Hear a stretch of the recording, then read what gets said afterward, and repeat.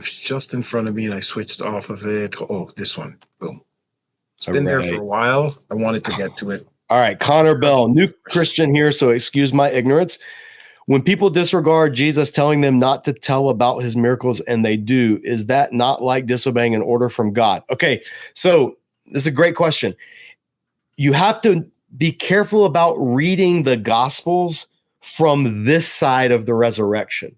See, when Jesus was telling them, like, hey, don't tell anybody about this, and they went off and told people because they were excited, they didn't know who Jesus was. They just knew they had been healed and that this guy was the real deal.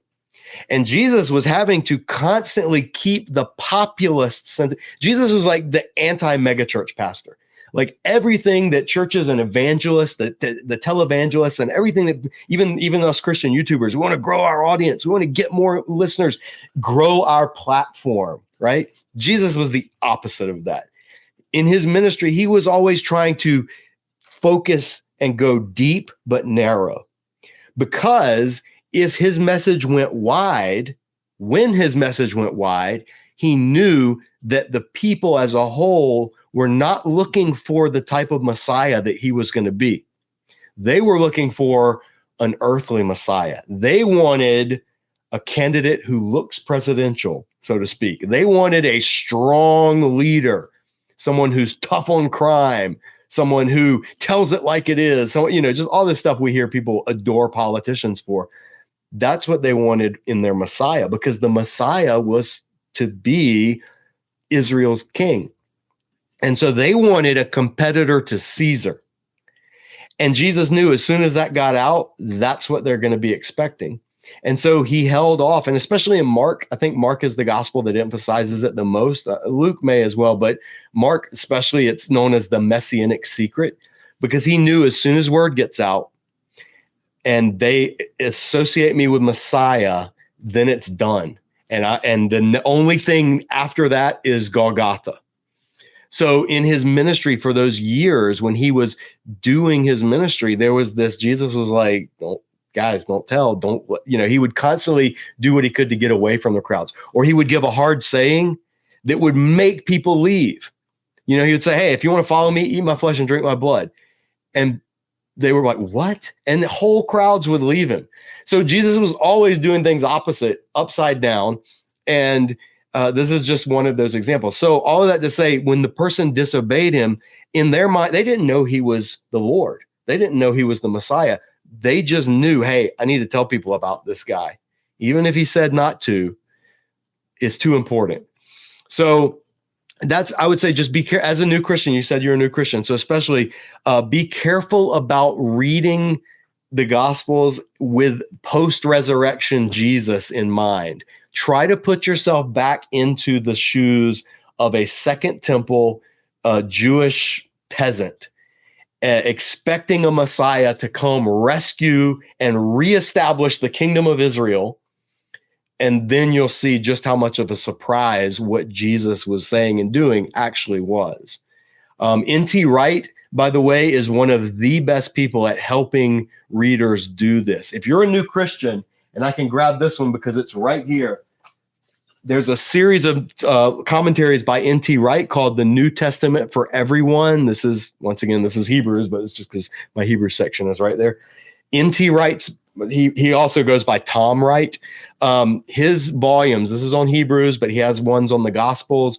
These, every new Christian, I think, should read these. Get a set. You can get them digitally. You can get them on Kindle. You can get the paperbacks. They are wonderful. And they just take a section of the gospel at a time, and he will walk you through it. He'll give an example, a story from his own ministry, and then he'll say, and that's what's going on in this passage.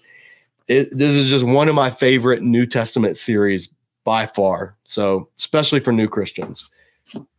All right, what do we have? The chat blew up when you started talking about, and I'm subtly hinting that I wish you would reiterate this a little bit. People are obviously interested in it. In what? This notion of not because numbers are increasing equals oh, that means God approves of what's happening here. So Oh, the yeah. infamous quest for the bigger church and the more YouTube followers and the this Yeah. and the that and the other. Like sometimes it's good, but the chat blew up when you said that, bro. You're on Yeah. something right there. It's so true, guys. It's one of the things that churches are constantly being lured and tempted and enticed by Satan exactly the way he tempted Jesus. What did he offer Jesus in the wilderness? He offered him all the kingdoms of the earth will bow down to you. He offered him that prestige, and Jesus rebuked it. He turned it down. And ever since then, this is why. I'll tell you why. Because we can rationalize things and spin it in a way that sounds godly. Like if I say, hey, if I write a book, and or let's do, since this is YouTube, if I make a YouTube video and if I put like membership fees, tiered membership, and I say, hey, if you want access to the good teaching, you have to become $100 a month Disciple Dojo donor. I can rationalize that by saying that's $100 a month per person Disciple Dojo will make, and that will fund our refugee jitsu outreach uniforms for the kids, the gis that they have. That will fund my ability to donate to other organizations. I can do more. We can always baptize greed by saying, oh, well, I can do it to increase ministry. Why does every corrupt, crooked, God-forsaken health and wealth prosperity preacher think that they need a private jet?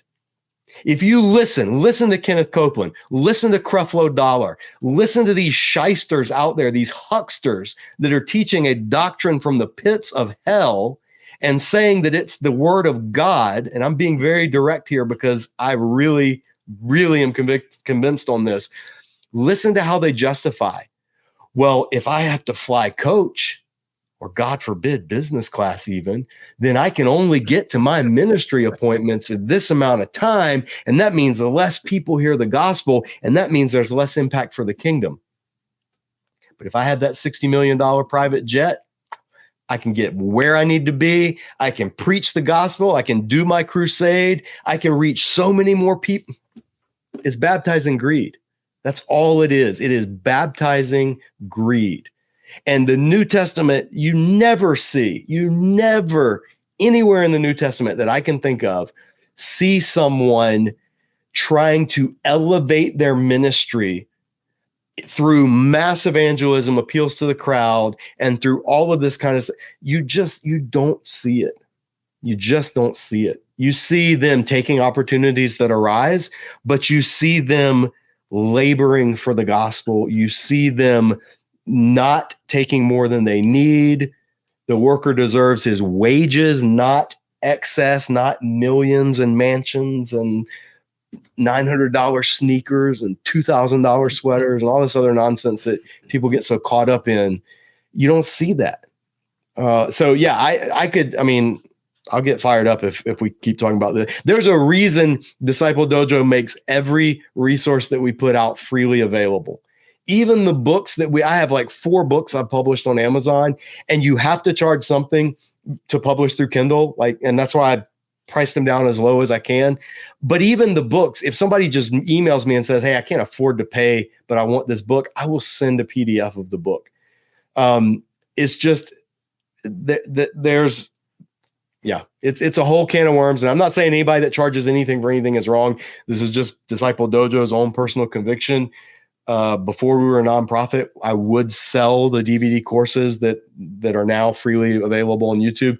But even then, I hated it. I always hated asking for money in exchange for teaching, because you don't see that in the Bible. You see people giving, you see people preaching, you see sharing the gospel and trusting God to provide for what they need through his people and their generosity.